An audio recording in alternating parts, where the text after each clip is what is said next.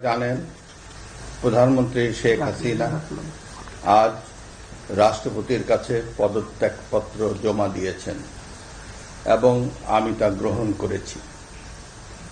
প্রধানমন্ত্রীর পদত্যাগ ও বৈষম্য বিরোধী ছাত্র আন্দোলনে সৃষ্ট পরিস্থিতিতে আজ বঙ্গভবনে ৩ বাহিনীর প্রধান এবং বিভিন্ন রাজনৈতিক দলের নেতৃবৃন্দ, সুশীল সমাজের প্রতিনিধি ও বৈষম্য বিরোধী ছাত্র আন্দোলনের কয়েকজন সমন্বয়কদের সাথে আলোচনা হয়। শুরুতেই সেনাপ্রধান বিরাজমান সার্বিক পরিস্থিতি ও রাজনৈতিক দলগুলোর সাথে তার আলোচনা সম্পর্কে আমাকে অবহিত করেন। রাজনৈতিক নেতৃবৃন্দ এ সময় তাদের বক্তব্য তুলে ধরেন।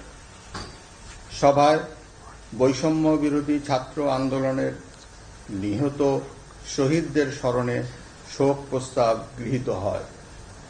এছাড়া জরুরি ভিত্তিতে একটি অন্তর্বর্তীকালীন সরকার গঠনের সিদ্ধান্ত নেওয়া হয়।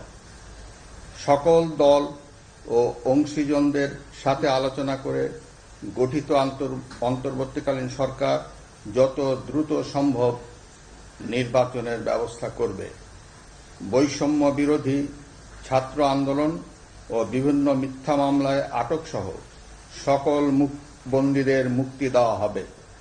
বৈষম্য বিরোধী ছাত্র আন্দোলনের নিহতদের পরিবারদের ক্ষতিপূরণ প্রদান ও আহতদের সুচিকিৎসার প্রয়োজনীয় সকল সহায়তা দেওয়া হবে। সর্বসম্মতিক্রমে বিএনপির চেয়ারপারসন বেগম খালেদা জিয়াকে মুক্তি দেওয়ার সিদ্ধান্ত নেওয়া হয়।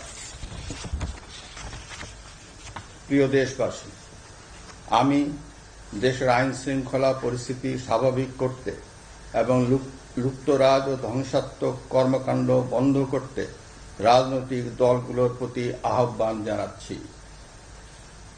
জনগণের জানমাল ও রাষ্ট্রীয় সম্পদ রক্ষায় সশস্ত্র বাহিনীকে কঠোর পদক্ষেপ নেওয়ার নির্দেশ প্রদান করছি।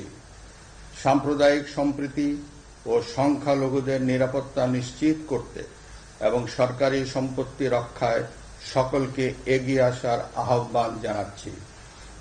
দেশের অর্থনীতি, প্রশাসন ও শিল্প কলকারখানা চালু রাখার লক্ষ্যে সকলকে কার্যকর ভূমিকা রাখার আহ্বান জানাই। ছাত্র নেতৃবৃন্দ ও শিক্ষকদের সাথে আলোচনা সাপেক্ষে অতি শীঘ্রই শিক্ষা প্রতিষ্ঠানগুলি খুলে দেওয়া হবে। এছাড়া যারা হত্যা ও সহিংসতার সাথে জড়িত নিরপেক্ষ তদন্তের মাধ্যমে তাদেরকে আইনের আওতায় আনা হবে। গণপ্রজাতন্ত্রী বাংলাদেশের সংবিধান অনুযায়ী অনতিবিলম্বে বর্তমান সংসদ বিলুপ্ত করা হবে। দেশের সকল অফিস আদালত আগামীকাল থেকেই স্বাভাবিকভাবেই চলবে।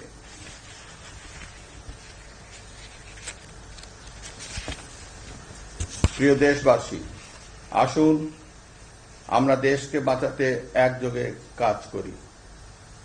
পারস্পরিক হিংসা বিদ্বেষ ভুলে ও প্রতিহিংসার ঊর্ধ্বে উঠে দেশকে এগিয়ে নিতে নিজ নিজ অবস্থান থেকে ভূমিকা রাখার জন্য আমি বিনয়ের সাথে আপনাদের প্রতি অনুরোধ করছি। একটি সুন্দর ও সোনালী ভবিষ্যতের প্রত্যাশায় আমরা এগিয়ে যাব ইনশাআল্লাহ।